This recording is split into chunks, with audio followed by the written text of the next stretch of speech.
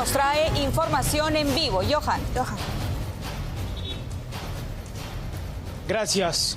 Lo que sucedió esta madrugada ha sido de terror, de espanto, con este conductor de la combi de la empresa La Colonial que puso su vida en riesgo al encontrar en el interior de su unidad un artefacto explosivo que por su cuenta tuvo que sacar de la unidad. Estamos viendo al costado nuestro las imágenes cuando ya la unidad de desactivación de explosivos ha llegado al lugar tras él, con ayuda de los serenos, retirar este artefacto y que finalmente fue neutralizado.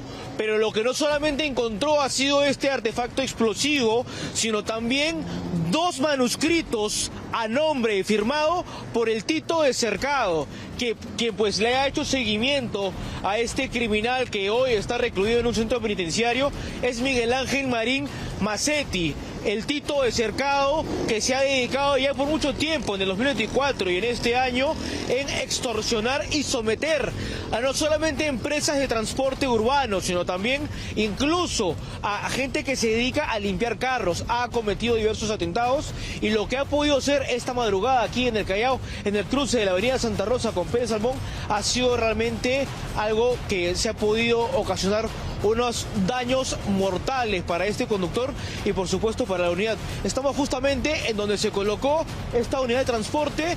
Al lado nuestro, reiteramos, estamos viendo la imagen de esta unidad que fue el blanco de estos extorsionadores, que por supuesto no ha sido el Tito, sino han sido sus secuaces quienes dejaron estos manuscritos firmando y amenazando. Estamos acá al costado de un paradero, pero esto ocurrió a horas de la madrugada cuando ya este conductor había culminado su jornada. Estaba él limpiando su unidad y es cuando él justamente estaba posicionado en este punto que se percata que al interior de su unidad estaban estos manuscritos amenazando a que si es que no se alinean a las exigencias de estos criminales, que pues se atentaría contra la vida de choferes y de cobradores de la empresa La Colonial, que ya vienen tiempo siendo extorsionados. Ahora, Johan, nos dices que este es un paradero, o es que este vehículo, el conductor lo había semi-estacionado en el lugar. A ver, acá estamos en un paradero, ¿no? Vemos acá al lado derecho, ves que hay personas que se están subiendo los buses, pero nosotros estamos posicionados del lado de la vía auxiliar, en donde a horas de la madrugada, porque este conductor culminó su jornada y ya se puso a limpiar su unidad, y es cuando él, digamos, estaba abriendo la puerta posterior por donde suben los pasajeros, que se percata de este artefacto explosivo. Y es ahí cuando él toma la arriesgada decisión de pues remover el artefacto fuera del vehículo y por consecuencia llamar en este caso a los serenos, a la unidad de desactivación de explosivos y ellos quienes acudieron al lugar para neutralizar este artefacto que también vemos en imagen. Es una suerte de pequeño artefacto explosivo casero, pero que afortunadamente pudo ser desactivado. Muy bien, gracias, Johan. Vamos a estar pendientes. Miren los niveles en los que estamos llegando, ¿no? Dentro de poco, y no sería mala idea que en los centros educativos también se empiece a impartir un poco de conocimientos para identificar artefactos explosivos. No se puede manipular estos equipos tan letales. Gracias por la información, Johan. Regresamos. Y precisamente hablando de artefactos explosivos, de extorsiones, un sujeto llegó hasta la puerta de una farmacia para dejar uno de estos elementos, ¿no? Para amenazar a los dueños de la farmacia, pero cuando estaba por prenderlo, cuando iba a dejar ya el artefacto, este le reventó en la mano y terminó autolesionándose.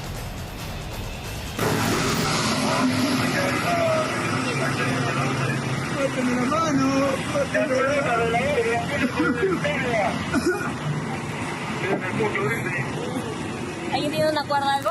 Su objetivo era detonar un explosivo, pero terminó volándose la mano. El sujeto, identificado como Moisés Sosa Bejarano, estaba a punto de concretar que iba a hacer un atentado más para someter a los propietarios de esta farmacia.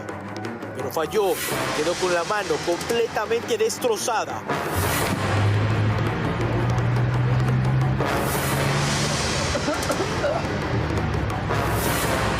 Es el cruce de las avenidas, Universitario con Retablo en Comas. Mal cálculo para este delincuente impidió su escape.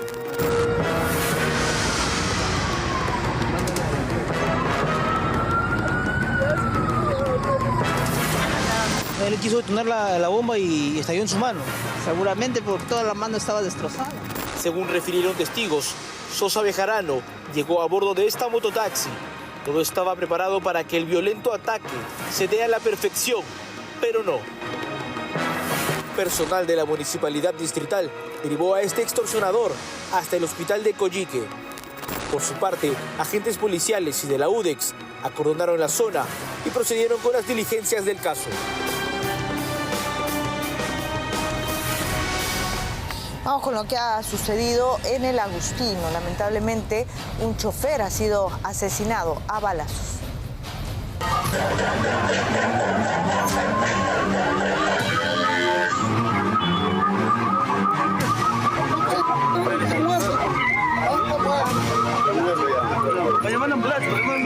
Fueron más de 2 disparos los que acabaron con la vida del chofer de una clúster informal en la zona de praderas en el Agustino. Las cámaras de seguridad registraron la escena de terror. Pese a estar herido de bala, el chofer logró avanzar algunos metros con su vehículo antes de desplomarse. 2 sicarios en moto lo habían atacado a sangre fría, desatando el pánico en plena vía pública. Uno de los proyectiles se alojó a la altura del cuello, lo que le provocó la muerte. Según sus compañeros, el ataque sería por no pagar cupos. Los extorsionadores les exigen 30 soles diarios para dejarlos trabajar.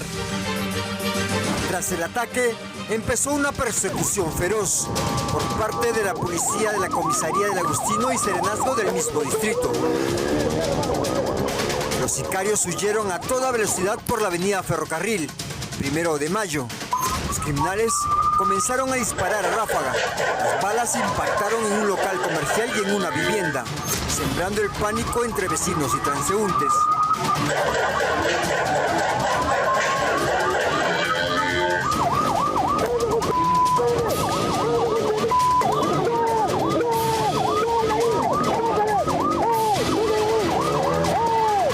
Finalmente, fueron interceptados en la avenida El Derby.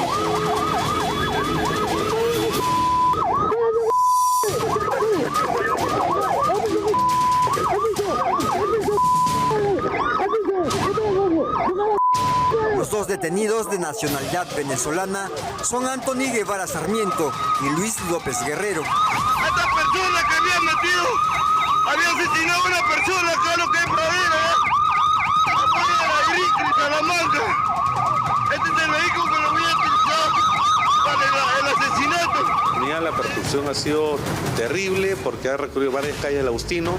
Con la comunicación con la central de videocámaras se han cerrado algunas calles, algunas vías para poder obligarle que estos delincuentes vayan por una ruta y poder capturarlo.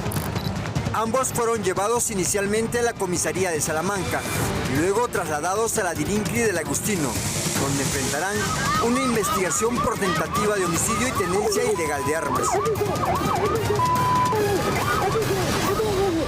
2 bandas criminales tienen en la mira a las combis que hacen ruta en el distrito de Puente Piedra.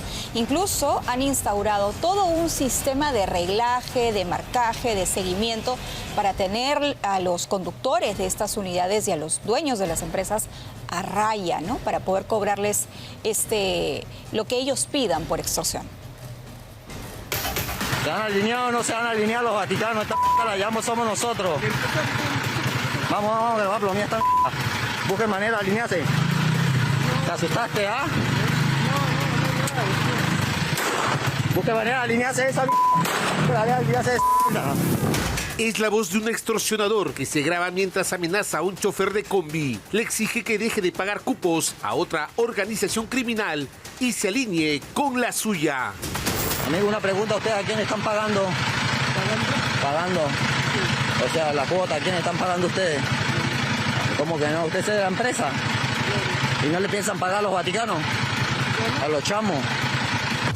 En medio de la guerra de dos bandas de extorsionadores se encuentran los choferes de combis informales que cubren la ruta Pro La Ensenada en Puente Piedra. En este video grabado por dos miembros de la organización criminal denominada El Vaticano, interceptan a bordo de una motocicleta a un chofer de combi y le piden que deje de pagar cupos a los Chukis, banda adversaria. Dejado el mensaje de grueso calibre, se marchan haciendo disparos a la llanta trasera de la unidad que se encuentra con pasajeros. Busque manera de alinearse esa Esto ha generado mucho pánico y temor entre los conductores que, pese al peligro de muerte, tienen que seguir trabajando por necesidad. Tratando de trabajar, ¿no? Como todos sabemos, es una necesidad diaria que a nosotros nos es como tenemos familias y todas esas cosas, ¿no? Lo mismo temen los pasajeros y vecinos de esta zona de Puente Piedra. Estos sujetos ya no tienen compasión de nada. Están los choferes con pasajeros, los balean, los amenazan. Esta guerra y disputa de bandas criminales que atormentan a diario a indefensos choferes parece no tendrá paz en mucho tiempo. Busque manera de alinearse esa Bueno, en San Martín de Porres, una mujer ha visto cómo su vehículo es encendido en llamas. Ella asegura que no ha recibido amenazas, no es extorsionada y que más bien se dedica a la venta de chatarra.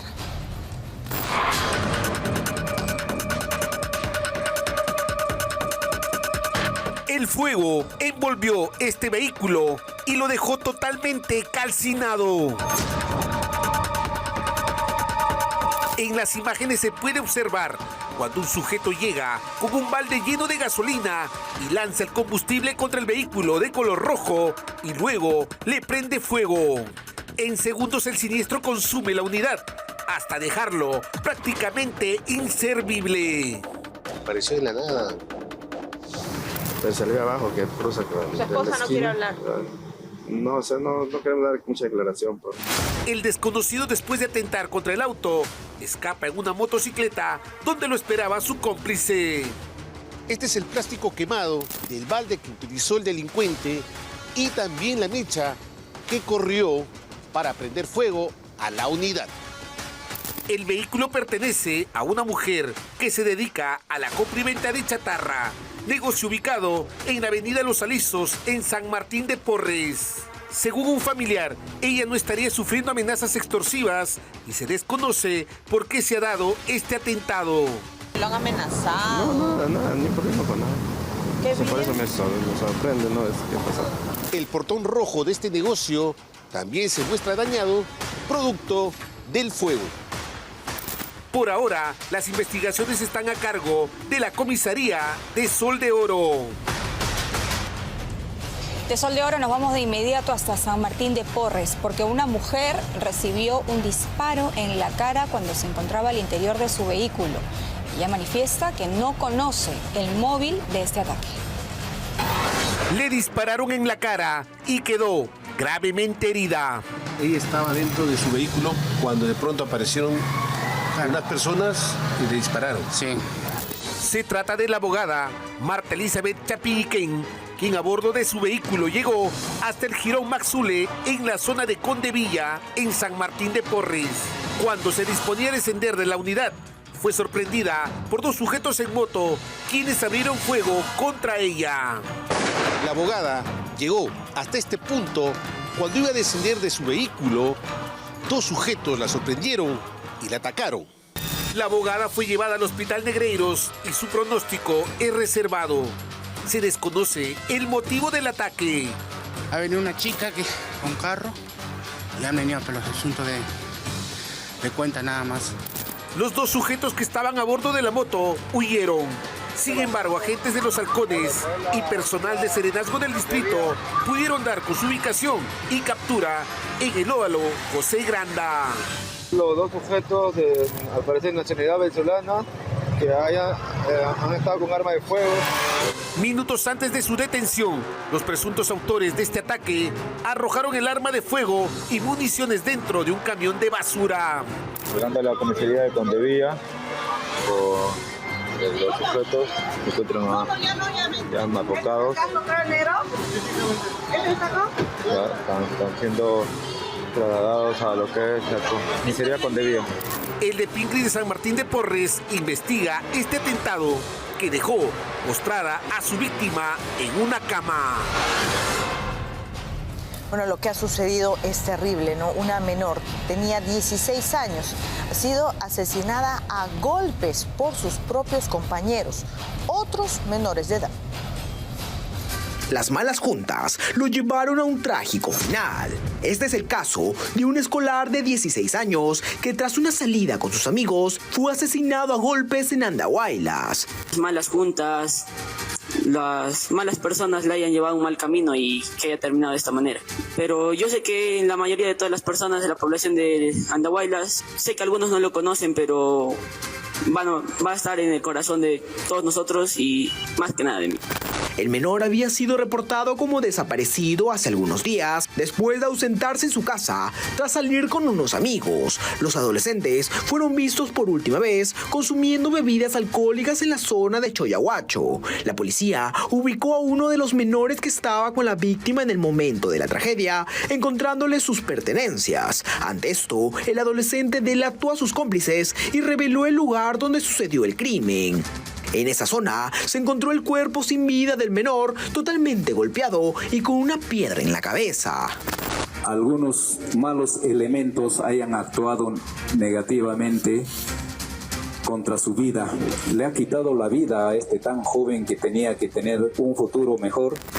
El ataúd fue velado en el colegio Juan Espinosa Medrano, donde sus compañeros y profesores lo recordaron con mucho cariño.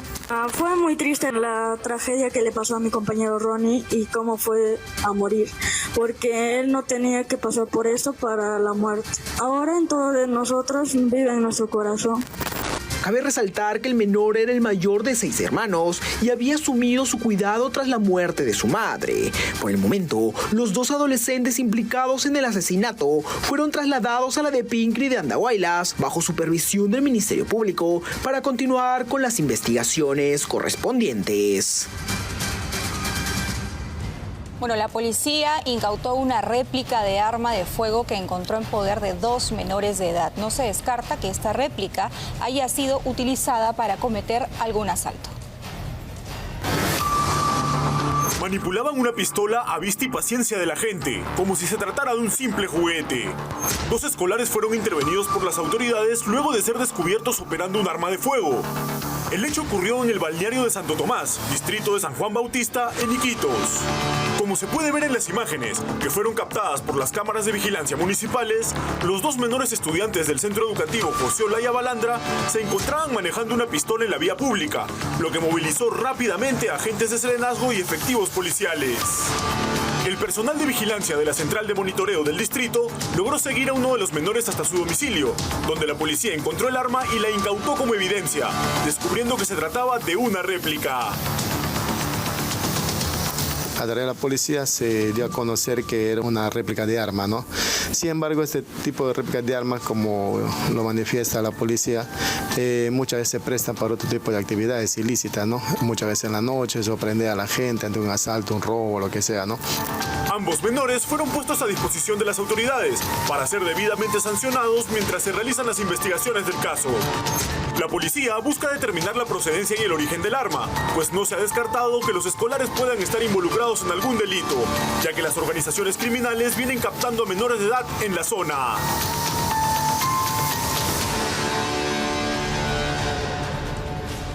Bueno, y un hombre ha muerto por el disparo de un policía. Su familia exige una exhaustiva investigación. Lo pateó y le disparó a sangre fría. Un hombre perdió la vida tras recibir un balazo en el Cusco. Aurelio Alvíncula Quiñones, quien se encontraba en la ciudad imperial por motivos de trabajo, fue atacado a las afueras del estadio Garcilaso tras un partido de fútbol. El presunto asesino sería nada menos que un suboficial brigadier de la policía, identificado como Jopto Maiconza Palomino, quien fue detenido y conducido a la sede de la Divincri Cusco. El móvil está por corroborar, pero se tiene la hipótesis de que se trataría de un móvil pasional, sentimental. Ya el día de ayer se han estado haciendo las investigaciones. Al parecer se había producido un disparo con un arma particular, pero de propiedad de este efectivo policial. Aurelio Alvíncula fue rápidamente trasladado a un hospital, donde lamentablemente perdió la vida en solo unos minutos, pues la bala le había atravesado el tórax, dañando órganos vitales. Familiares de la víctima se reunieron para protestar a las afueras de la Divincri, confirmando que se trataría de un acto de venganza, pues el hombre era amigo cercano de la esposa del suboficial. Esta fémina era como que una amiga, una acompañante. Ella misma se ha declarado como una amiga de mi papá. No lo han encontrado en un tema de flagrancia sentimental. Sin embargo, lo que sí sabemos es que legalmente, bajo los DNIs de tanto de este brigadier como de la señora Giovanna, eran casados, pero están en proceso de divorcio, ¿no? Además, la hija del hombre asesinado denunció que el proceso judicial podría haberse empañado, pues las pericias psicológicas han indicado que el presunto asesino sufre de un trastorno mental que limita su capacidad de percibir la realidad. Ella sospecha que se trata de una artimaña para que el policía lleve el proceso en libertad y exige justicia tras la muerte de su padre. ¡Justicia! ¡Justicia! ¡Justicia! ¡Justicia! 6 sujetos armados asaltaron por tercera vez un grifo en Los Olivos. Esta es la tercera vez que delincuentes hacen de las suyas en este grifo. En esta ocasión, 6 sujetos armados rodearon y neutralizaron al despachador de combustible, quien para salvar su vida no tuvo más remedio que ceder a las exigencias de los delincuentes. ¿Qué es lo que se llevaron además del dinero? A él también le robaron sus pertenencias. Sí, le robaron sus pertenencias, rompieron la cámara, rompieron el monitor y se llevaron la plata. Los zampones aprovecharon la soledad de la madrugada y la nula vigilancia para poner en la mira a este negocio. En 3 motocicletas llegaron hasta el grifo, ubicado en la vía auxiliar de la Panamericana Norte, muy cerca a la avenida Trapiche, en Los Olivos. Y como Pedro en su casa, se pasearon tranquilamente y tuvieron tiempo suficiente para vaciar la caja registradora, romper la pantalla de la computadora y robar el celular y billetera de la única persona frente al negocio. Compañero, ¿cómo está? Me imagino que está muy asustado porque lo han encañonado. Sí, claro. Fueron varios. Sí, fueron 6 con 3 motos, pues. Y sí, está asustado, pero ha seguido viniendo, pues. Continúa viniendo a trabajar.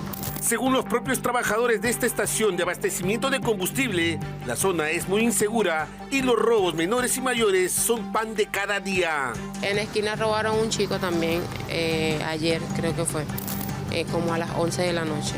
Ya cuando yo cierro mi turno aquí, pues, cuando ya me toca salir, a esa hora robaron un chico allá en la esquina.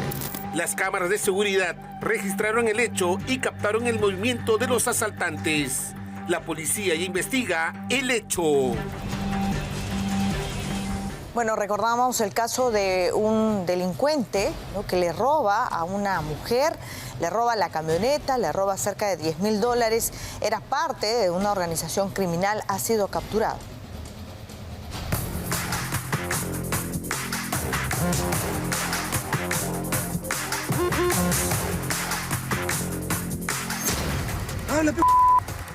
Ese sujeto que pone cara de yo no fui es un peligroso delincuente que está en la mira de la policía hace buen tiempo. Tú participaste el 11 de julio con este vehículo, acá está mansito. Pero cuando te enfrentas a la ciudadanía, ¿cómo te pones? Violento.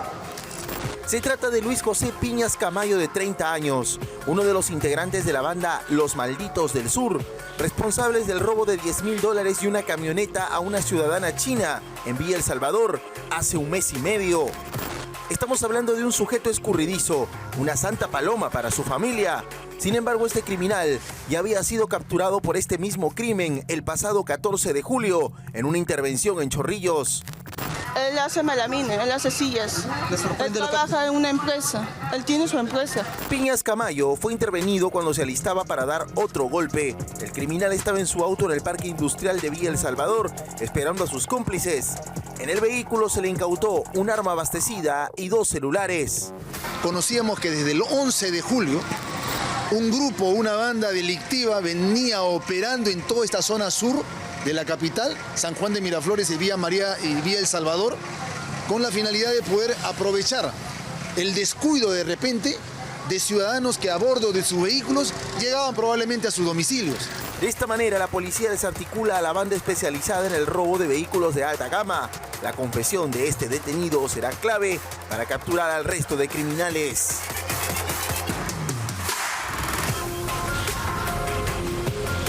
Como recordamos, una joven peruana, madre, fue asesinada en los Estados Unidos en manos de quien sería o era su pareja. Este sujeto estaba prófugo de la justicia y finalmente se entregó.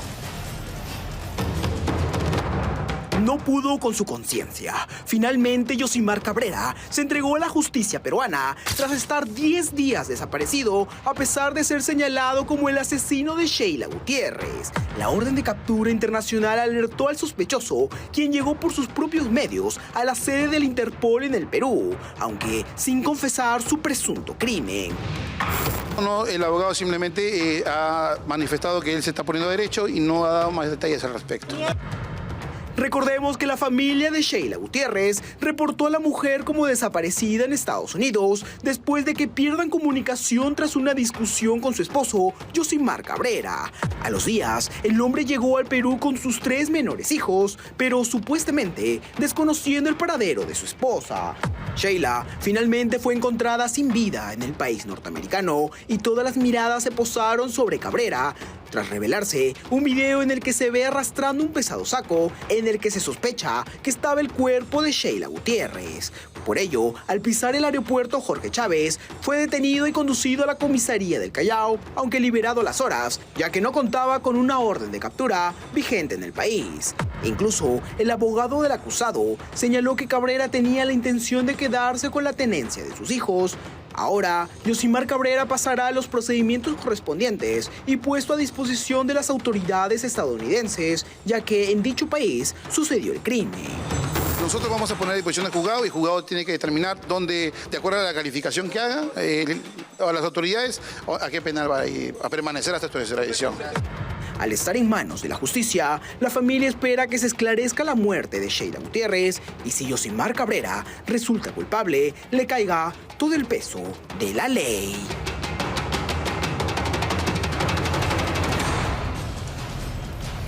Bueno, ojalá que se esclarezca y se haga justicia. Vamos a pasar a otro tema. Hay un delincuente, es un raquetero. No robaba celulares al paso, ya era conocido en esta zona del cercado de Lima. Ha sido capturado.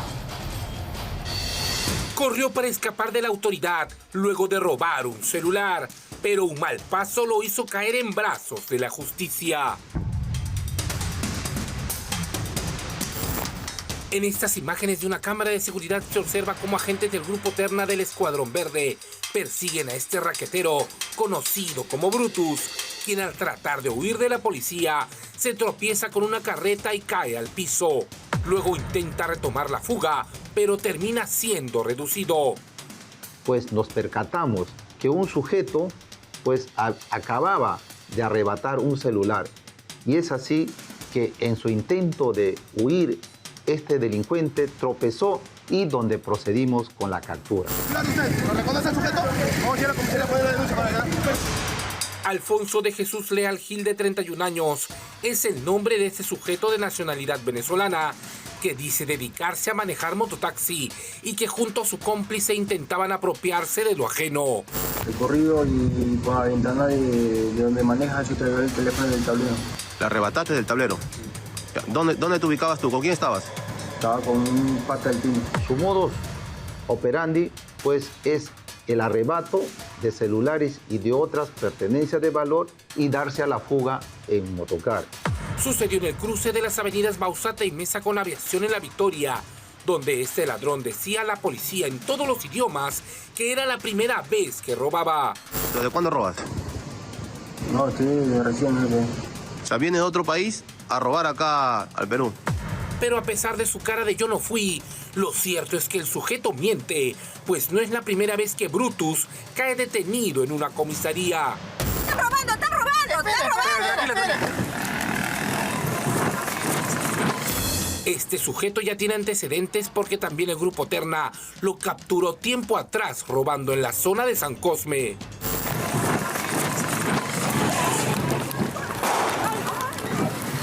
¡Suelo! ¡Te llevas a celular! ¡Te llevas a celular! ¡Te llevas a celular! ¿De quién es ese celular? ¿De quién es ese celular? ¿Quién es? Me han dado, jefe, me han dado. Me acaba de robar. No acabo de robar, jefe. Ya, este es el celular, ya, el celular que se ha recuperado. Este criminal fue llevado a la comisaría de Apolo para las investigaciones correspondientes.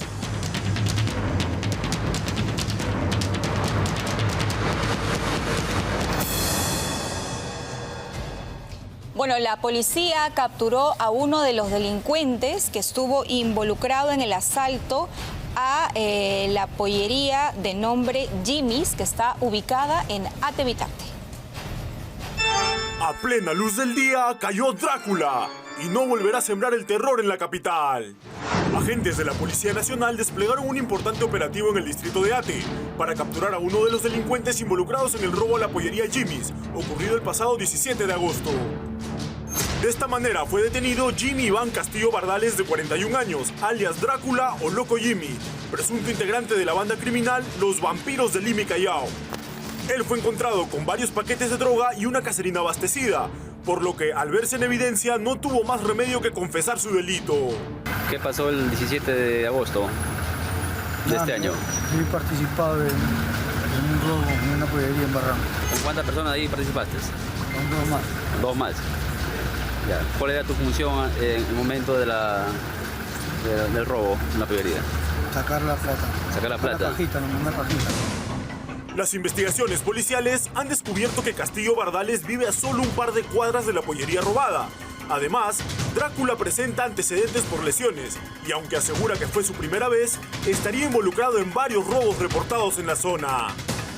Mimetizado por la zona, no solamente por este distrito, sino por diferentes arterias con la finalidad de poder ubicar a un personaje. Específicamente el 17 de agosto ingresara en compañía de dos sujetos más portando armas de fuego y lesionando gravemente a uno de los trabajadores de una pollería ubicado en Barranco.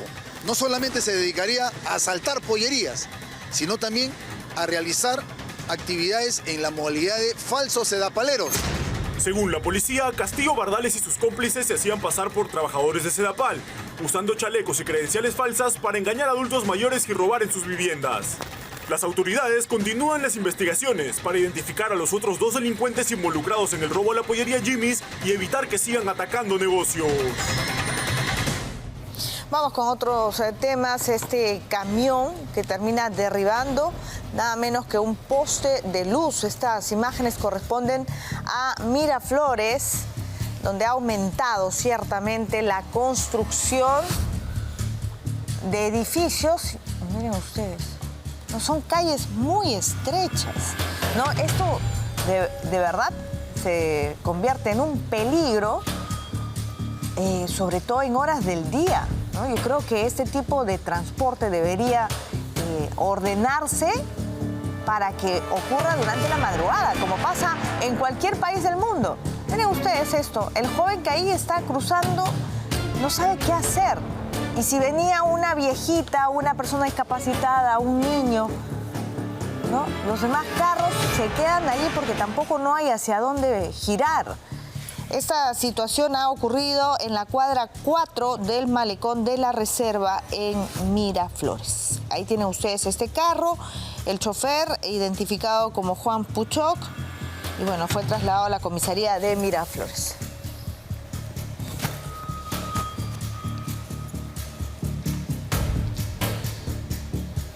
Vamos con otras informaciones porque ayer amanecimos con el allanamiento a la casa del hermano de la presidenta, Nicanor Boluarte. La Fiscalía le está imputando ahora pertenecer a una presunta organización criminal, nada menos que liderada supuestamente por el actual ministro de Justicia, Juan José Santibáñez. Fue un allanamiento por parte de la Fiscalía que le quitó el sueño al hermano de la presidenta, Dina Boluarte. Y es que el equipo 5 del EFICOP llegó a las 5:15 de la madrugada a la casa de Nicanor Boluarte, como parte de una diligencia para una investigación que supone la existencia de una organización criminal liderada supuestamente por el ahora flamante ministro de Justicia, Juan José Santibáñez, a quien calificarían como el hombre clave que lideraba esta agrupación cuando era ministro del Interior y que se dedicaría nada menos a delitos contra la administración pública. Lo único que les puedo decir que es un abuso más de la Fiscalía y eso lo vamos a determinar en el transcurso del día. Vincular a mi patrocinado con un caso que tenga que ver con una minera es un abuso. Un allanamiento que responde a una resolución del juez Víctor Alcócer, donde se señala que el hombre clave, Juan José Santibáñez, tenía hombres de confianza y operadores para realizar sus actividades delictivas, entre los que se encuentra el general Percy Tenorio Gamonal, supuesta mano derecha del entonces ministro del Interior. ¿Y en qué casos involucra a Nicanor Boluarte en esta supuesta organización criminal? Pues en el presunto favorecimiento ilícito en beneficio de la mina El Dorado. Lo que se ha trascendido es que este tema tiene que ver con una supuesta minera o hechos que tienen que ver con una minera. Mi patrocinado no tiene nada que ver con ninguna minera, no conoce al señor Santibáñez. Pero para que el hermano de la mandataria esté en calidad de vinculado a este caso, no era necesario que conociera a Santibáñez. Según la tesis fiscal, a mediados de agosto del 2024, la presidenta Dina Boluarte habría pedido al hombre clave conseguir arraigos laborales creíbles para su hermano Nicanor, que estaba siendo investigado por el caso Los Guayquis en la sombra. Es así que Percy Tenorio se comunica con Franco Parodi Llanela para que pueda recuperar la mina El Dorado Agripina 1 y El Dorado Agripina 2 que había perdido debido a que la Dirección Regional de Energía y Minas de Ayacucho no le daba la autorización para explotarlas y debido a ello, extraños habían ocupado la zona sin autorización. Una ayudadita que se daría bajo la condición de realizar dos pagos, uno de $60,000 y el otro de $100,000, y además confeccionar arraigos laborales en su empresa a favor de Nicanor, haciéndolo pasar como consultor de la empresa minera. Es por ello que ahora el hermano de la jefa de Estado está de nuevo bajo la lupa de la justicia. ¿Va a ejercer la defensa, señor Nicanor Boluarte Segarra? Tú sabes que soy doctor, le estoy preguntando, doctor. Sí. Exactamente, por favor. Sí, doctor, es una carpeta distinta. Por favor, doctor. ¿Sí? Un allanamiento que duró todo un día y que se dio además en la oficina de Nicanor Boluarte, la casa del empresario minero Franco Parodi, las oficinas de la Dirección de Ambiente de Ayacucho y del coronel Percy Tenorio, entre otros.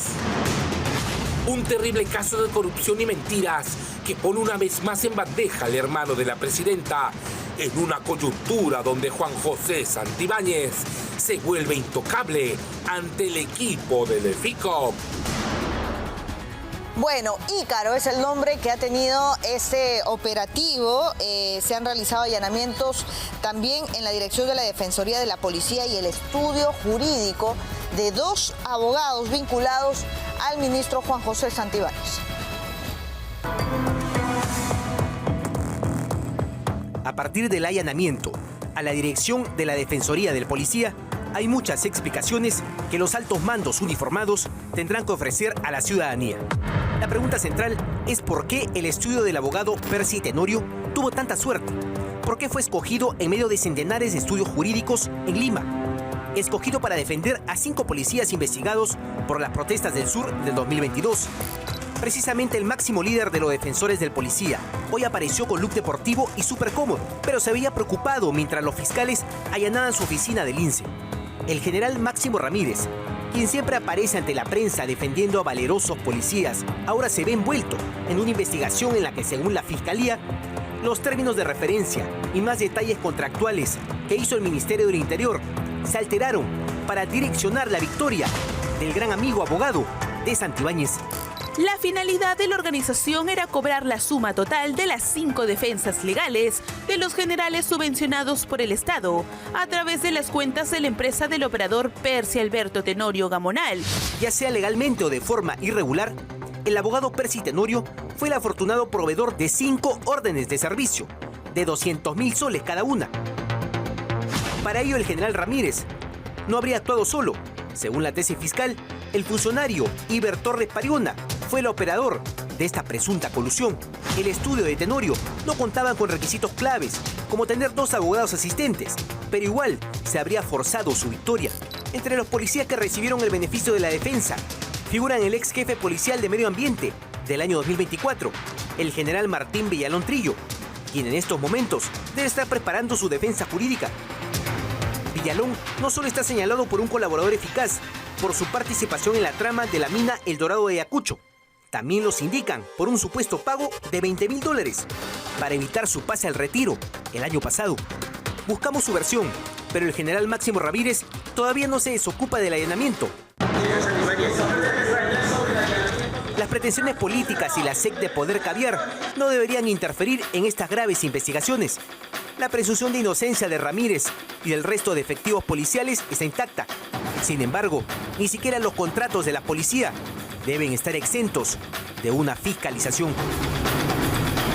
Así es, nada debe estar exento de una fiscalización, más aún cuando aparentemente hay tantos indicios que demostrarían que ha habido algún tipo de influencia, ¿no?, que no debió darse en este caso.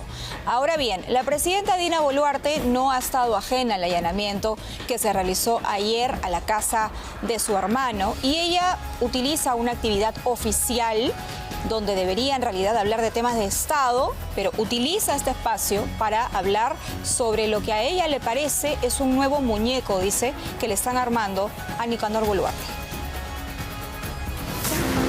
Salió al frente a defender a su hermano. ¿Por qué no se autoallanan? Ahí sí hay mucho rabo de paja que rebanar. Desde Palacio de Gobierno y rodeada de altos mandos de las Fuerzas Armadas, la presidenta Dina Boluarte mandó un mensaje a la Fiscalía tras el allanamiento a la casa de su familiar. Ya quisiera que ellos tuvieran un ápice de la decencia y honestidad del doctor Nicanor Boluarte Segarra. Para Boluarte, esta nueva carpeta fiscal que involucra a su hermano Nicanor y a su flamante ministro de Justicia, Juan José Santibáñez, no sería más que un caso armado para dañar a su gobierno. Es claramente otro muñeco armado por algunos fiscales que impunemente fabrican carpetas fiscales sin ningún sentido jurídico, menos penal. Está convencida de que el objetivo real de estas investigaciones es en realidad ella y no su familia. Sé que quieren desestabilizar al gobierno, pero desde acá, desde la casa de todos los peruanos, le digo a esos fiscales y a esos jueces, esta presidenta es más valiente de lo que ustedes se imaginan y no les tengo miedo.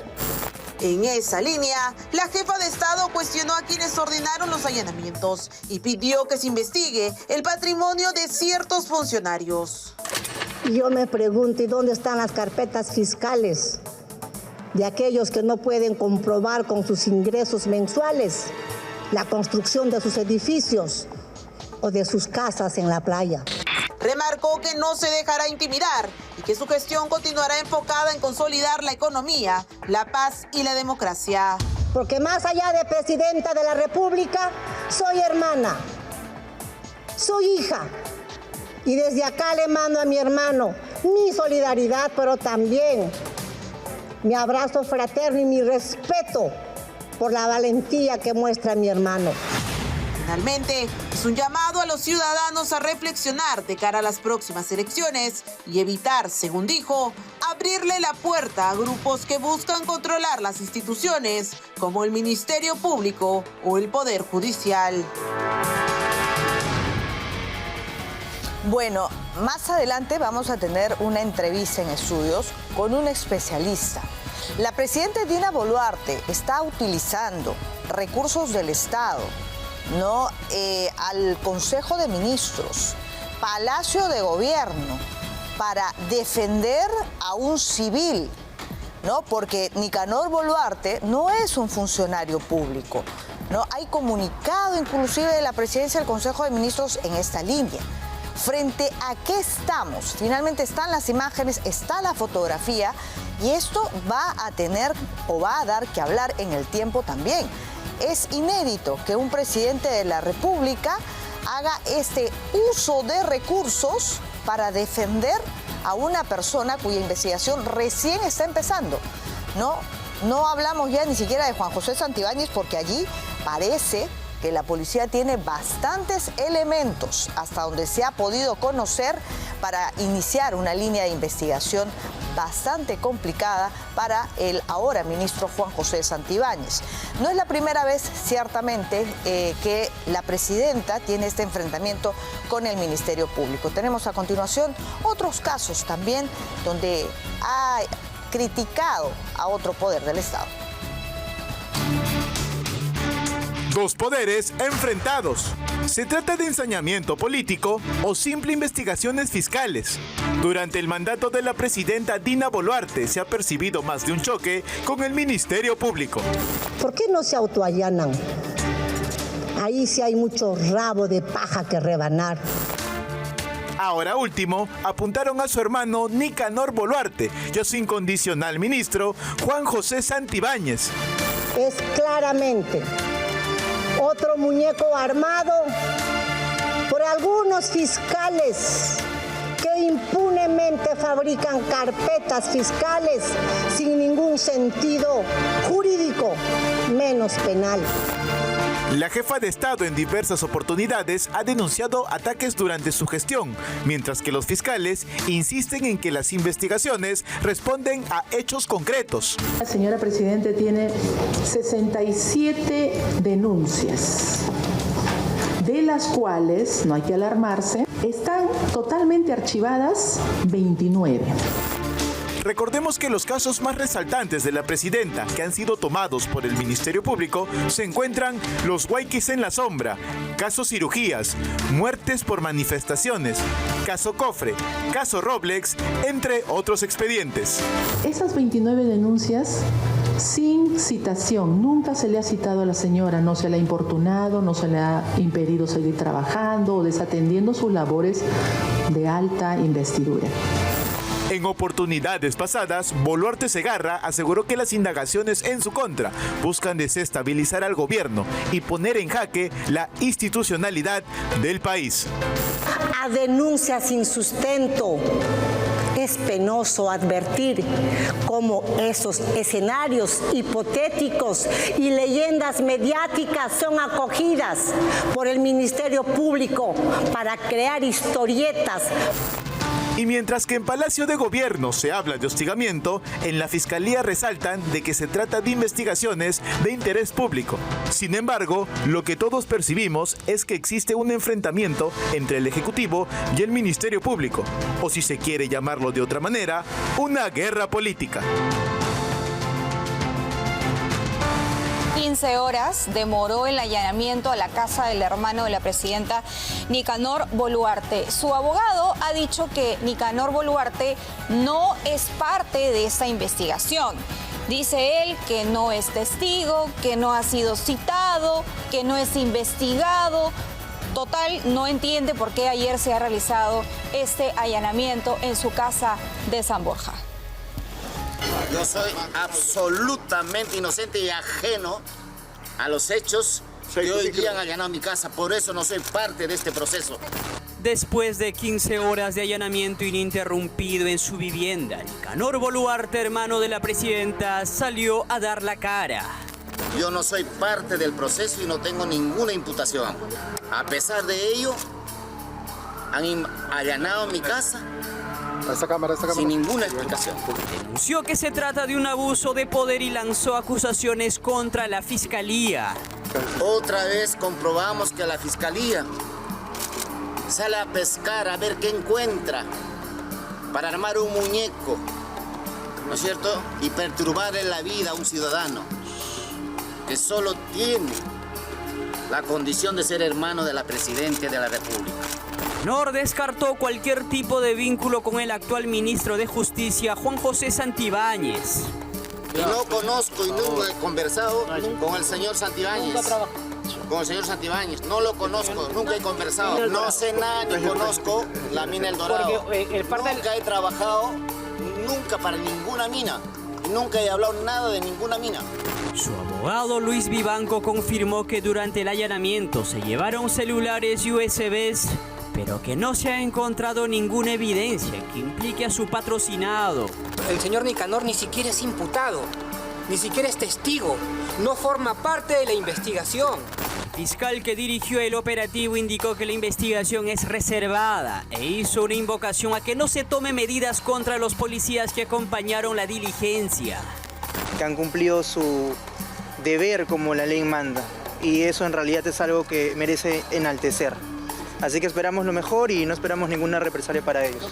La investigación está en marcha, mientras Nicanor Boluarte reitera su inocencia y denuncia una persecución política en su contra. Bueno, lo cierto es que el programa de Milagros Leiva ha presentado ¿qué pasó? El detrás de este allanamiento a la casa de Nicanor Boluarte, donde varias comisarías, ¿no?, por esas cosas que ocurren que no son casualidad, ¿no?, habrían negado el proporcionarle agentes para que acompañen a este equipo de fiscales del EFICOP. Milagros Leiva Entrevista accedió a documentos donde en más de una comisaría los policías rechazaron acompañar a los fiscales. Acta fiscal miércoles 27 de agosto 2025, comisaría de Miraflores. Se comunicó con su capitán y se informó que estas solicitudes debían hacerse con la debida antelación, por lo que no prestarán apoyo policial. Acta fiscal 27 de agosto 2025, comisaría de San Isidro. Se nos indicó que no es posible brindar el apoyo policial debido a que se solicita con anticipación mínima de una semana. Pero aún hay más. Desde el Poder Judicial, el magistrado Víctor Alcócer Acosta autorizó al EFICOP allanamientos a 10 investigados y el levantamiento del secreto bancario, pero descartó el pedido para que los fiscales ingresen a la oficina que ocupaba hace tan solo unos días Juan José Santibáñez en Palacio de Gobierno, antes que sea nombrado ministro de Justicia. Juzgado de Investigación Preparatoria Nacional. Declarar improcedente el requerimiento de allanamiento con descerraje a la Oficina General de Monitoreo Intergubernamental del Despacho Presidencial. Firma magistrado Alcócer Acosta. ¿Cuál era el apuro fiscal por ingresar también a Palacio de Gobierno? ¿Cómo se permite un operativo con policías conseguidos en el camino, muñeco o no? La improvisación parece ser un protocolo en EFICOP. Bueno, se habla de una intencionalidad política. Esta es la opinión del abogado penalista Humberto Abanto, quien anoche dijo otras cosas también, y vamos a escucharlo. La izquierda quiere usar al Ministerio Público para poner y sacar presidentes. Porque como Odebrecht ya está fuera de juego, porque como Odebrecht ya desarrolló su propia estrategia, los usó y los arrojó, entonces ahora tienen que usar el Ministerio Público. Bueno, vamos a hacer me voy a detener aquí unos instantes porque tengo un anuncio importante para ustedes. ¿Quieres ver crecer tu dinero de forma rentable y segura? Con la cuenta de depósito a plazo fijo de Caja Primera, obtén una tasa de interés preferencial eligiendo el monto y el plazo que se adapte a tus necesidades. Además, está cubierto por el Fondo de Seguro de Depósito. No lo esperes más y haz crecer tu dinero desde el primer día, porque en primero eres tú. Bueno, el expresidente Ollantaytamala reapareció de manera virtual para defender su inocencia y ha dicho que él no tenía intenciones de fuga. La pregunta que yo me haría es ¿por qué tendría que fugarme? Si nosotros estamos defendiendo nuestra inocencia. Si hubiera querido asilarme, me hubiera asilado ya hace tiempo, pero me he sometido a todos los procesos.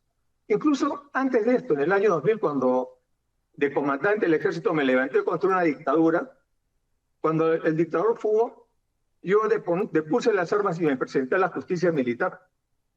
a enfrentar los procesos, porque esa es mi naturaleza. Estamos a menos de una semana que el Poder Judicial dicte sentencia por el caso Ecoteva contra el expresidente Alejandro Toledo. Se ha programado la audiencia para el miércoles 3 de septiembre. La lectura que se dictará a Alejandro Toledo y otros como parte del proceso penal que se le sigue por la adquisición de costosas propiedades en nuestro país a nombre de Eva Fernenburg, suegra del expresidente, a través de la empresa Ecoteva Consulting Group.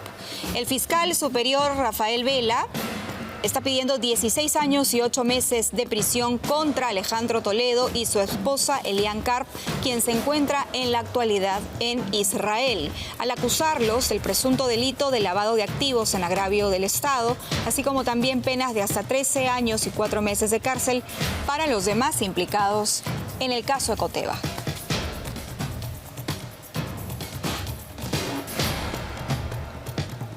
Bueno, se ha tratado de victimizar, la han tratado de victimizar a Betsy Chávez, ¿no? Que fue primer ministro en el gobierno de Pedro Castillo. Acaba de inscribirse al partido de Pedro Castillo, está detenida. Ella, decían, ya iba a morir poco más por la huelga de hambre que sostiene. El programa Contracorriente ha emitido la segunda parte de las quejas de las internas, ¿no?, de este penal, donde está o donde cumple arresto Betsy Chávez, para señalar su mal comportamiento y que hay muchas cosas de las que ella no señala que son mentiras. La cronología de hechos que se iniciaron con las quejas de las internas por actos contra el pudor por parte de la exministra de Castillo y su pareja Yajaira Luz Santiago Asensio, más conocida entre las internas solo como Santiago. Hablan de inconducta decorosa y actos contra la moral. En el punto 4 se detalla que el 1 de julio se realiza el cambio de ambiente de una de las internas quejadas, ubicando en el primer piso a Yajaira Santiago Asensio. Antes que estuviera con la señora Betsy, estuvo con una chica que era venezolana. Creo que la señora salió diciendo que el Tren de Aragua la quería hacer daño porque la chica había sido pareja de ella, no quería que la chica viva ahí en el mismo pabellón. A que sea amenazada de muerte por integrantes del Tren de Aragua que están internadas en el penal. Aquella vez, según las internas, no era el Tren de Aragua quien la amenazaba, sino que Betsy se sentía celosa de la expareja de Yajaira Santiago, una venezolana que ya salió en libertad. Cuentan las internas que Yajaira, sin embargo, está presa del dominio de la exministra a sus 28 años. Cuando Yajaira viene al pabellón y conoce a Betsy, Yajaira también llega a vivir al segundo piso, pero Yajaira siempre ha tenido un tema de ser un poco como que altanera, como que soberbia, entonces como que hizo como que match con ella, ¿no? Porque a las finales ella cambió total de manera de ser. Ingresó en el año 2022 por tráfico ilícito de drogas, vivía en San Juan del Lurigancho y fue condenada a 6 años sin beneficios. Lucía así como aparece en su ficha de RENIEC. Hoy, con este cambio radical dentro del penal de máxima seguridad en Chorrillos, sigue viviendo en el primer piso donde fue cambiada por inconducta moral, aunque una congresista haya intentado lograr que vuelvan a vivir juntas. En suma, nos hablaron de las mentiras de Betsy y su accionar en el penal que las perjudica. Bueno, tenemos que hablar de Keiko Fujimori y por supuesto de la presentación el día de ayer del fiscal José Domingo Pérez ante el Tribunal Constitucional. Como recordamos, la defensa legal de Keiko Fujimori ha presentado un habeas corpus donde está solicitando que se declare nulo el juicio por el caso Cócteles debido a que lo que está imputando el fiscal José Domingo Pérez, es decir, que los aportes provenían de lavado de activos, dice la defensa de Keiko que eso no era así porque en ese momento recibir aportes de campaña de una empresa, como fue el caso de Odebrecht, no significaba un delito y no tendría por qué asumirse que proviene de lavado de activos. Bueno, eso es lo que va a ver el tribunal, por eso lo han citado ayer a José Domingo Pérez. Al término de la sesión, la abogada de Keiko, Juliana Loza, consideró que el fiscal del equipo Lavallato, José Domingo Pérez, utilizó su alegato para desviar el foco del análisis del caso con temas políticos, dejando de lado los argumentos de fondo. La defensa de Fujimori estimó que el tribunal podría fallar en 15 días y que, de declararse procedente, la consecuencia inmediata es que el proceso por el presunto delito de lavado de activos en el caso Cócteles se declararía nulo.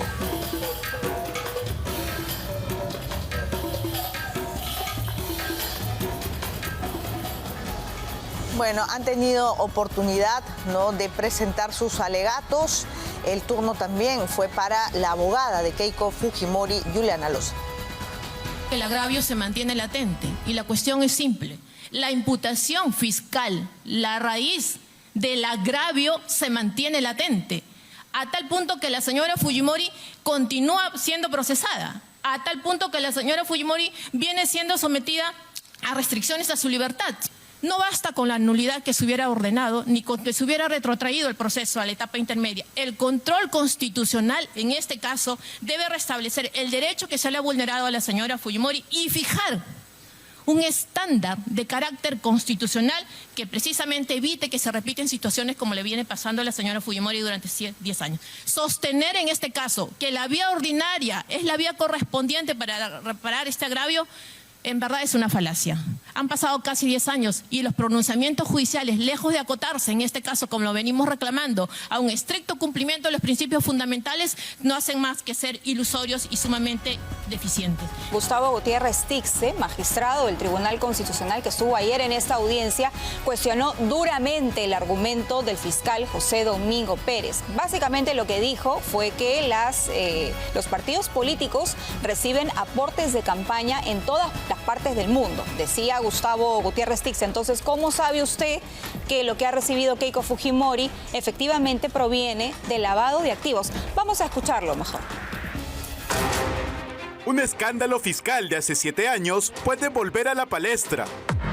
Esto tras el pedido de la ex procuradora Catherine Ampuero de reabrir el caso de la polémica intervención del fiscal Pablo Sánchez cuando se realizaban las diligencias en las oficinas de IDL Reporteros.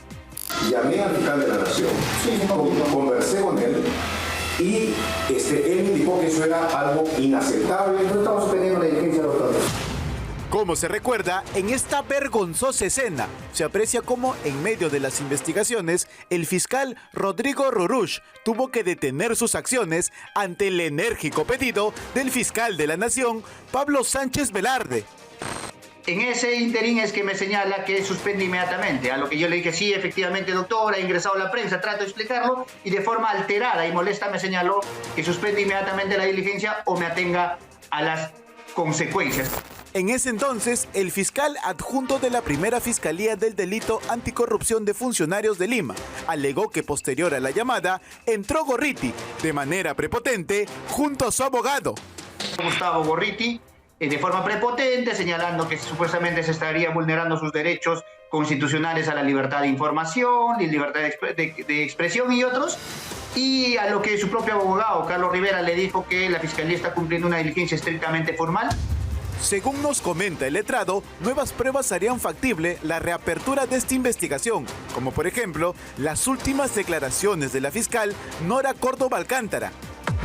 O ha corroborado de que la diligencia era estrictamente formal. Así también ha dado la versión respecto a que la ex fiscal Rocío Sánchez le habría enviado todos los audios a Pablo Sánchez y Pablo Sánchez lo habría enviado a Gustavo Gorriti. Recordemos que pese a que el allanamiento fue en una de sus oficinas, él no formaría parte de esta investigación. Además, hasta la fecha no entrega su celular para las pericias sobre los audios que tendría en su poder del caso Cuellos Blancos. Este señor no concurre a las diligencias. Por lo que, según su hipótesis, el poder que tendría Gustavo Gorriti dentro de la Fiscalía cada vez se hace más evidente. Bueno, no vamos a estar atentos si es que finalmente hay la voluntad de reabrir este caso. Regresamos al caso Cócteles que involucra a Keiko Fujimori. El Tribunal Constitucional ha escuchado los alegatos de todas las partes, ¿no? Pero tienen que ver este momento porque tremenda escueleada, ¿no?, que le ha dado el magistrado Gustavo Gutiérrez Tixe al fiscal José Domingo Pérez. Poco más y le decía, regresa a la universidad. Miren. En todas partes del mundo los partidos políticos reciben donaciones. Y en el Perú, todos los partidos recibían donaciones de manera pitufiada. La visión que tenemos de todos estos actos, hasta la ley de financiamiento político, es que estamos hablando de actos partidarios, de actos que pueden ser reprochables administrativamente, que pueden ser cuestionados, pero es la mecánica en todas partes del mundo. Por eso repito que las reformas electorales han creado el delito de financiamiento ilegal para evitar que dinero negro finalmente ingrese a las campañas electorales. Pero eso ¿cuándo ocurrió? El 2018, ¿no? Entonces aquí hablamos del año 2011 y del año 2016, es decir, de hechos anteriores. Usted es un fiscal y sustenta un requerimiento, una imputación fiscal, no una imputación política ni constitucional. Entonces, desde un punto de vista penal, ¿en qué dogmática ampara su teoría? No llegamos a ese punto. Fuerte, ¿no? Bueno, en 15 días vamos a saber finalmente si el tribunal le da la razón a la defensa legal de Keiko Fujimori. Y si es así, y los argumentos de José Domingo Pérez no han sido lo suficientemente sólidos, se declararía nulo el juicio por el caso Cócteles. Vamos a hablar ahora de Nicanor Boluarte. Ayer allanaron su casa, salió la presidenta a defenderlo, a decir que se trata de un intento por vulnerar el orden constitucional y la democracia. El Consejo de Ministros se puso la camiseta de la familia Boluarte y salió en defensa de Nicanor, el hermano de la presidenta. Rechazaron el allanamiento a su vivienda, como si la Fiscalía y el Poder Judicial hubieran cometido un sacrilegio. El Ejecutivo en pleno rechaza tajantemente este abuso de poder que se realiza desde el Ministerio Público. El premier Eduardo Arana calificó la medida como una vulneración al orden constitucional que afecta la gobernabilidad y la democracia. Denunció un uso desproporcionado de esta herramienta procesal y aseguró que existe un claro interés político detrás de la decisión. Que solo buscan desestabilizar el país, politizar la justicia y hacer uso de ella como un arma de venganza política que hace mucho daño a la institucionalidad y que permitiría perseguir a los funcionarios públicos, a los políticos y a sus familias. Arana recordó que la Constitución protege la inviolabilidad de domicilio y cuestionó la figura del tercer vinculado, calificándola de error jurídico inadmisible. El derecho a la inviolabilidad de domicilio se encuentra protegido por la Constitución Política de Perú y por nuestro Código Penal, como en numerosos países, y en tanto su vulneración afecta directamente la intimidad y la seguridad de las personas. Finalmente, el Ejecutivo expresó su rechazo tajante a lo que considera un abuso de poder del Ministerio Público y afirmó que seguirá trabajando por un país más justo y democrático. Muchas gracias.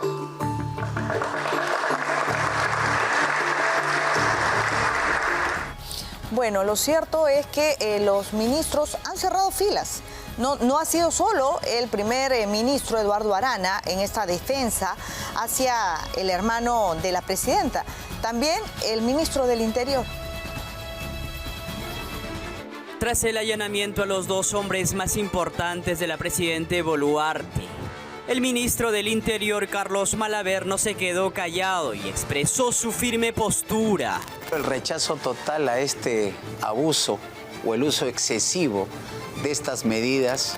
Programa Milagros Leiva Entrevista, Malaver advirtió que estos allanamientos son excesivos y contribuyen a generar un clima de desgobierno. Lo que buscan es desestabilizar. Está perdiendo terreno, en cierta manera, el Ministerio Público. Y esto es lo que trata de agarrar, de alguna manera, bajonear a la señora presidenta. Malaver cuestionó el allanamiento y aseguró que los efectivos de las comisarías no realizan este tipo de diligencias y que no ha existido un plan previo, sino que todo ha sido sorpresivo. Mañana más tarde agarran a los efectivos de tránsito y le diga: usted acompáñeme que voy a ejecutar una medida. Cada dirección de la policía tiene unas funciones específicas. Si bien es cierto, hay una misión. El ministro responsabilizó a estos procedimientos fiscales como uno de los factores para el crecimiento de la delincuencia. Vienen como un tsunami y no lo podemos controlar. De esta manera, el ministro del Interior se suma a la condena a los allanamientos y lanza una alerta sobre el uso político de estas acciones fiscales y los riesgos que representan para la estabilidad del país. Bueno, ¿qué más hay detrás de toda esta investigación? Porque también ahora habría que mencionar si es que hay antecedentes de que un presidente de la República utilice todo el aparato estatal y como si se tratara de una cuestión de Estado, ¿no? El caso de un civil, en este caso su hermano, pues tenga estos pronunciamientos. Vamos a salir de dudas. Estamos con el doctor Luis Pacheco Mandujano, él es abogado, a quien le damos las gracias. ¿Cómo está, doctor? Albina, encantado. Buenos días. Buenos días. ¿Hay alguna implicancia legal? ¿No? El hecho de que una presidenta, en este caso Dina Boluarte, o los ministros, pues amparándose en el aparato estatal, defienda a un familiar. Bueno, la verdad del asunto es que no existen antecedentes, salvo que yo recuerde el caso de Alejandro Toledo o de Ollanta Humala, que son dos en 200 años, en los que, en primer lugar, familiares del presidente de la nación se encuentren involucrados en temas presuntamente corruptos, ¿no? Presuntamente delictivos. Pero más aún, no existen antecedentes de que incluso en el gobierno de Toledo o el de Ollanta Humala se haya salido a defender a través del aparato estatal a esos familiares. Sin embargo, claro, hay una gran diferencia entre aquellos gobiernos y este, ¿no?, en el que nos encontramos. Y es que en ese momento hay que reconocer que se vivía un clima de democracia donde el Estado de Derecho realmente estaba funcionando. ¿Qué cosa es un Estado de Derecho, Albino? Un Estado de Derecho es un Estado que se constituye en función de lo que dice la Constitución y la ley, no la voluntad particular de alguien que utiliza las instituciones para hacer lo que le dé la gana. En ese momento había Estado de Derecho. Hoy día no hay Estado de Derecho porque el día de hoy usted tiene un ministerio público controlado instrumentalmente por el caviarismo para realizar acciones políticas en lugar de cumplir su misión constitucional. Tiene usted un poder ejecutivo que ha perdido el rumbo absolutamente y sin embargo el país en relativa estabilidad económica, ¿no? Da la impresión de que el Perú es un país anarcosindicalista. Hemos regresado a los tiempos de Manuel González Prada. No necesitamos gobierno para tener estabilidad, porque eso es lo que se está viviendo. Sí. Y entonces, en medio de esa batahola, en medio de ese caos, en medio de ese desorden maloliente de izquierdas y de derechas, evidentemente ya cualquier cosa puede pasar, como lo que estamos viendo ahora, ¿no? Ahora, pero claro, lo que también se ha criticado es el hecho de que solamente habían 2 policías de una comisaría para este allanamiento, por ejemplo. Claro. No, pero lo que dice la Fiscalía también es, pero hemos cursado, ahí están estos oficios que se han presentado anoche en el programa de Milagros Leiva y no nos respondían, no nos querían dar el apoyo policial. Entonces, ¿qué está sucediendo realmente, no? Bueno, permíteme dudar de que la policía no responda. La policía, por mandato constitucional, está no subordinada al Ministerio Público, pero sí debe subordinarse al Poder Civil. En este caso, el Ministerio Público es el Poder Civil. Pero si el investigado ha sido del Ministerio del Interior, si hay probablemente también hilos que llevan a abogados, a generales en esta investigación, ¿usted cree que realmente lo van a tener este desprendimiento de ir a apoyar para allanar la casa del hermano de la presidenta? ¿Se da cuenta de la magnitud? Por eso yo antes de la entrevista le decía, ¿no tiene la sensación de que todo está podrido?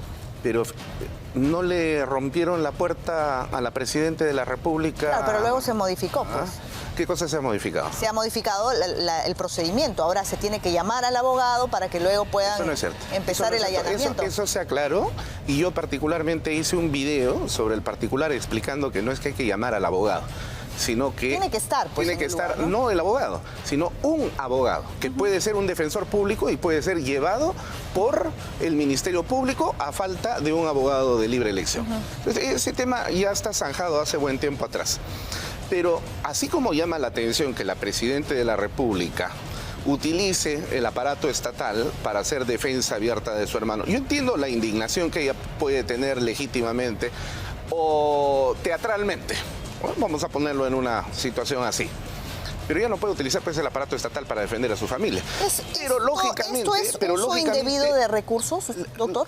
Tan indebido como cuando se utiliza el Ministerio Público, por ejemplo, para hacer seguimientos que no corresponden a una institución de la majestad constitucional que tiene el Ministerio Público. Claro, a lo que yo voy es, nos indignamos de lo que hacen los de acá, pero no por eso dejemos de indignarnos por lo que hacen los otros. No, en absoluto. Entonces, es inadmisible, ¿no?, que la presidenta utilice el aparato estatal para este tipo de pronunciamientos. O sea, yo nunca lo he visto. ¿Cuáles son los límites que tiene un presidente, o es que hay allí un vacío, ¿no?, para que ella pueda salir utilizando todo el Estado, a los ministros, Palacio de Gobierno, para defender a alguien que ni siquiera es funcionario público? A ver, ¿para qué se utilizan los comunicados que son redactados por personas que trabajan en instituciones públicas y que son pagadas con nuestro peculio? Para dar a comunicar posiciones de gobierno o políticas públicas, ¿no es cierto? Estamos claros en que no se debe utilizar para defender intereses particulares o propios. Entiendo que en ese escenario, sin embargo, se ha presentado una figura que también es legítima y tampoco no podemos dejar pasar de vista, que es la siguiente. Se le realiza un allanamiento a una persona que no está comprometida dentro de una investigación preparatoria, por lo que sabemos. El Código Procesal Penal... Nicanor Boluarte ha dicho que ni siquiera lo han llamado, no lo han notificado, ¿no? El Código Procesal Penal, Albina, establece clarísimamente que las medidas, como el allanamiento, que son excepcionales, se ejecutan cuando hay cuando hay investigación preparatoria o cuando se encuentra la situación en flagrancia delictiva. La pregunta es aquí, ¿estaba en flagrancia delictiva el señor Nicolás Boluarte o Nicanor Boluarte? No. ¿Está en investigación preparatoria? Hasta donde sabemos, no. Entonces, ¿por qué se realiza un allanamiento a una persona que no está en esa situación? Entonces, yo entiendo que en este momento el señor Nicanor Boluarte ya no solamente es el hermano de la Presidenta de la República, sino también un ciudadano que si le pasa a él, con mayor razón te puede pasar a ti o a mí. Pero la Presidenta no se pronuncia por usted o por mí, ni por el señor que nos está viendo, con tanta injusticia que hay en el Perú. Se está pronunciando por su hermano. Entonces, yo lo que quiero terminar de entender es, acá no estamos hablando de lo que siente la señora Dina Boluarte, porque finalmente en abril va a dejar de ser presidenta y va a ser una ciudadana más. Acá lo que hay que defender es la institucionalidad, ¿no? La figura presidencial. Ese es el punto al que yo voy, ¿no? Y a ver, quiero dejarme entender de la mejor manera, porque yo particularmente no soy defensor de la señora Boluarte. ¿Nunca lo ha llamado nadie de Palacio ni de los ministerios? Porque dicen que ahora también hay varios abogados, hay que preguntarles a los abogados si es que en algún momento han llevado algún caso de la presidenta. Yo soy militante aprista desde que nací. A los 5 días me inscribieron en el partido aprista. Tengo 50 años de edad, por lo tanto 50 años de militancia aprista. Nunca he colaborado con gobiernos dictatoriales como el fujimontesinista y tampoco con gobiernos comunistas como el del señor Pedro Castillo. Eso está muy bien. El señor Pedro Castillo, que llevó a la señora Boluarte. Yo no voté por Pedro Castillo. Quienes votaron por Pedro Castillo votaron por Dina Boluarte. Y el día de hoy nos la quieren endilgar a esa responsabilidad a este otro lado. Entonces, por eso quiero ser claro en esta situación. No es que yo defienda a Dina Boluarte, pero yo estoy entendiendo que la defensa de la institucionalidad a la que tú haces referencia... La figura, claro. En este momento recae en una persona en específico que, para bien o para mal, es hermano de la Presidenta de la República. Entonces, lógicamente es bastante difícil separar lo institucional de lo familiar, porque se encuentra el hermano. Pero digamos, ese afán, doctor, no puede también tomarse como que está interfiriendo con otro poder del Estado, que la figura presidencial interfiere, que la figura presidencial hasta podría llegar a tomarse como una obstrucción. ¿Por qué va a las investigaciones? ¿Pero por qué tendría que ser una obstrucción? No, le pregunto. No, en absoluto. Obstruir significa pues ejercer presión o amenazar al fiscal o al juez. ¿No son intimidatorios? Pronunciamiento nunca es intimidatorio. Más bien a mí, al contrario, tú y yo, por la época en la que hemos nacido, hemos vivido por lo menos la parte final del gobierno militar de Francisco Morales Bermúdez. Recordarás que en aquella época, cuando éramos niños... No soy tan antigua. Cuando éramos niños... Pero sí lo conozco por cultura general, doctor. Muchísimo más joven que yo. Yo tengo 50 años, nací en el 74. Pero yo recuerdo clarísimamente cuando a finales de los años 77, 78, 79, a través del Canal del Estado y de los otros dos únicos canales que existían, Panamericana y América, se lanzaban permanentemente comunicados, ¿no? El Comando Conjunto, las Fuerzas Armadas, bla, bla, bla. Eso era intimidatorio. Hoy día yo veo comunicados por quítame esta paja, que lo único que generan son risas. Risas de nervios, por supuesto, pero no dejan de ser risas. Entonces, eso no puede ser obstrucción bajo ningún punto de vista, ¿no? Yo creo que hemos llegado a un momento, Albina, y coincido contigo cuando hablábamos antes de la entrevista, aquí está podrido todo, desde la izquierda hasta la derecha, pasando por el centro incluido, ¿no? Entonces, tratar de encontrar un oasis de moralidad y de dignidad en un escenario de esta naturaleza es prácticamente como la súplica de Lot ante el ángel del Señor que bajó a destruir Sodoma y Gomorra, ¿no? Vamos a buscar 5. Y a lo mejor no los encontramos. ¿Qué tan peligroso, doctor? Y esto ya yendo un poco al tema de lo que se conoce como la parte de la investigación, ¿qué tan peligroso resulta, ciertamente, para la estabilidad del país, para la seguridad de todos nosotros? Esta investigación es nueva, es hasta donde se conoce, es nueva, y que pone a la cabeza de una organización criminal, ¿no?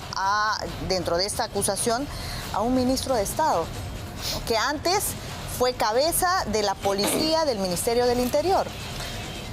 Mira, en nuestro país se ha hecho uso y abuso de las prisiones preventivas, de las detenciones judiciales preliminares y también del concepto de organización criminal. Cualquier cosa es organización criminal. A tal punto que, gracias a ese manoseo de organización criminal, las verdaderas organizaciones criminales el día de hoy campean felices de la vida y operan sin ningún problema. Porque tú que eres periodista y estás todos los días involucrada en la comunicación social, dime, ¿qué noticia política existe que esté desvinculada de lo judicial? Prácticamente no hay ninguna. Lo judicial es lo político y viceversa. Pero la naturaleza del proceso judicial o de la vida judicial era precisamente combatir y prevenir la delincuencia. Ahora te pregunto, ¿cuánta información noticiosa se transmite todos los días de un trabajo que realmente se haya realizado en función de las organizaciones criminales que operan en la minería ilegal, en la trata de seres humanos, en el comercio de niños que existen en el Perú, el narcotráfico, desarticulaciones de esa naturaleza? Ninguno, absolutamente ninguno. Entonces tenemos un sistema judicial dirigiendo su atención específicamente al campo de la política. Se ha convertido en un actor político. Ese es el grave problema. Yo no digo que no haya... Que no se investigue. Que no haya delincuencia más o menos organizada dentro del aparato estatal. Pero con un ministerio público y un poder judicial que pretenden ser prístinos, no siéndolo.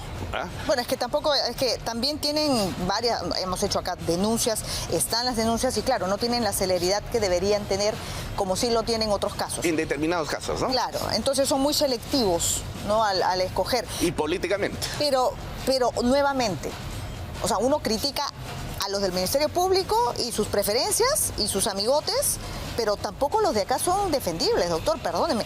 O sea, acá hay una investigación y parece, eso lo quiero preguntar, que hay una serie de elementos, según lo que se ha podido conocer también en un reportaje anoche en el programa de Augusto Sonday, por ejemplo, fotografías que ubican a Nicanor Boluarte en las oficinas de este investigado Percy Tenorio. que ha sido cliente de Juan José Santibáñez. Hay estas conversaciones por WhatsApp entre Tenorio y el brazo derecho de Juan José Santibáñez. Cuando la Fiscalía, y esto ya dentro del procedimiento, tiene todos estos elementos, ¿estamos o están caminando hacia qué? ¿Ya están dentro de una investigación o esto recién se trata de la recopilación de datos, de pruebas? A ver, en principio yo no defiendo personas, siempre suelo decir yo defiendo principios jurídicos en mi condición de abogado, ¿no? Y posiciones principistas.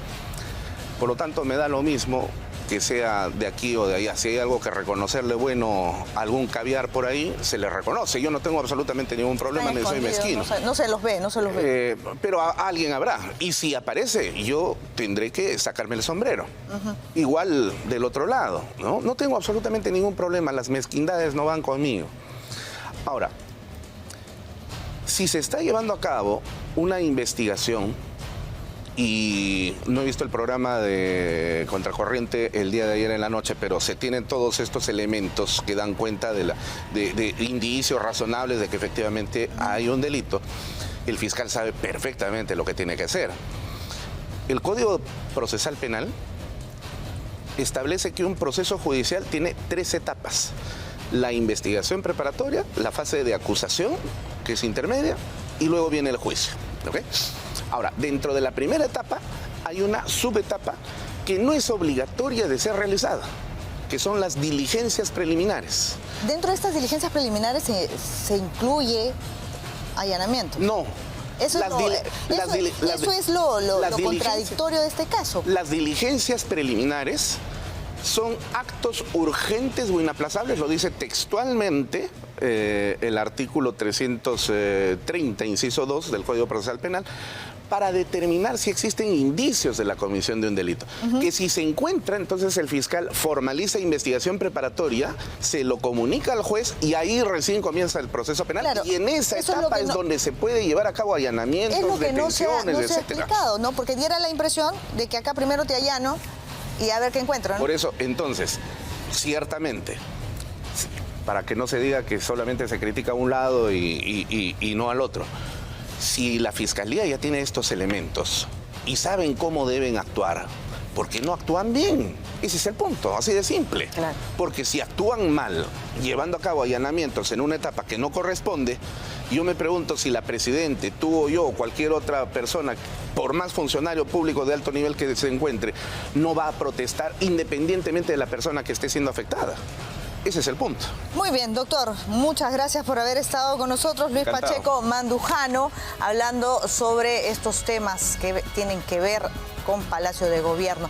Vamos con una recomendación antes de irnos al corte. Mediterráneo nos trae una promoción con más sabor a pollo a la brasa. Pida un pollo, más papas onduladas o nativas familiares, más ensalada clásica familiar, más gaseosa, más un cuarto de pollo adicional a solo 99 soles. Además, agregue su piqueo favorito por tan solo 15 soles con 90. Disfrútelo ya mismo en cualquiera de nuestros locales o en casa pidiéndolo por mediterráneo.com.pe o llamando al 715-5555. Mediterráneo, el verdadero sabor del pollo. Vamos a hacer una breve pausa comercial, no se muevan porque cuando regresemos vamos a traer más información sobre lo que está sucediendo con miras a las próximas elecciones. Se caen las alianzas, solo hay 4 con cara a los próximos comicios. Además, alcaldes y gobernadores tienen un mes y medio para renunciar a sus cargos si desean postular el próximo año. Vamos a tener todos los detalles tras la pausa.